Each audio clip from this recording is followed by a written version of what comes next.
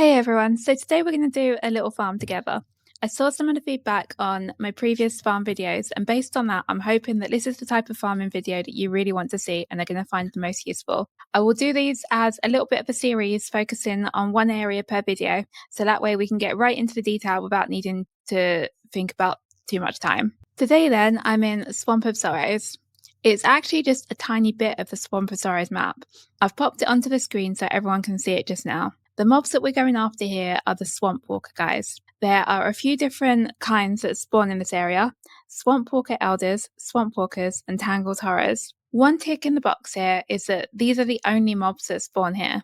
So when you're farming, you don't have to deal with additional spawns that you're not interested in. Scrolling through the loot tables, you can see Heart of the Wild is going to be the primary target of us right here. They are selling for around 3 gold on my server usually, though they're only about 2 gold 58 silver this morning. Otherwise, we have greens, greys, and a couple of blue items. These mobs also drop supply boxes, ranging from the 5 gold 50 ones to the 12 gold ones each. So basically, we have right here all the hallmarks of a great farm. First thing you need to worry about though is actually getting here. So at Alliance, you run from Darkshire up Deadwind Pass and across into Swamp of Sorrows. It's at the opposite end of Swamp of Sorrows from where you get in. You may also want to travel forward onto Blasted Lands and pick up the flight point for Neverguard Keep. Next time we're probably going to do the Ogres in Blasted Lands, so good to pick that one up now. As Horde, this is a little bit more annoying to get to.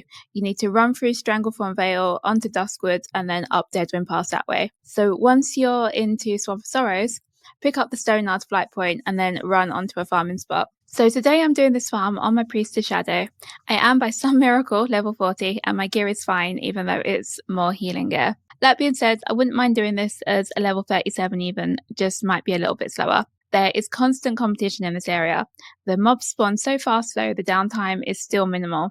You may find yourself needing to do a few circles though. The mobs spawn close together at once, so keep checking regularly for another one so you can get it before anyone else does. I did this for an hour. I didn't track how many mobs I killed, but I kept account of the loot. Pace-wise, I was pretty relaxed, so I had something to watch on the other screen and I did drink a coffee in the hour. So 60 minutes later, and I have 8 Hearts of the Wild, 2 supply boxes, 6 grey weapons, 4 greens, 4 greater healing potions, 2 mana potions, 4 swift thistle, and a few other random lower level herbs. To start adding it up then, 8 Heart of the Wild, based on current auction house price of 2 gold 58 silver, is 20 gold. If you have the profession, you can also craft these into Dreamweave gloves and chest and make yourself even more gold. Next, 2 supply boxes. Both of my supply boxes were spider sausages. I don't know if that was a coincidence or if they just have a higher chance to drop in this area.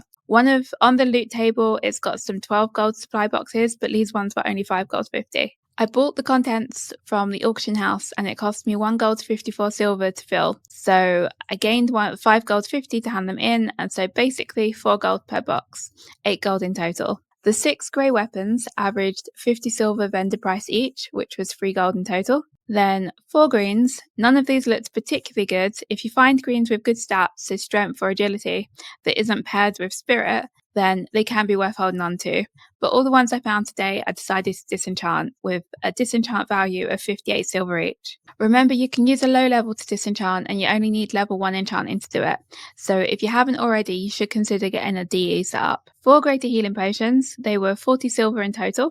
I was actually surprised that these were selling for as high as they were. 2 mana potions, 22 silver in total, and 4 swift thistle, which was 28 silver in total.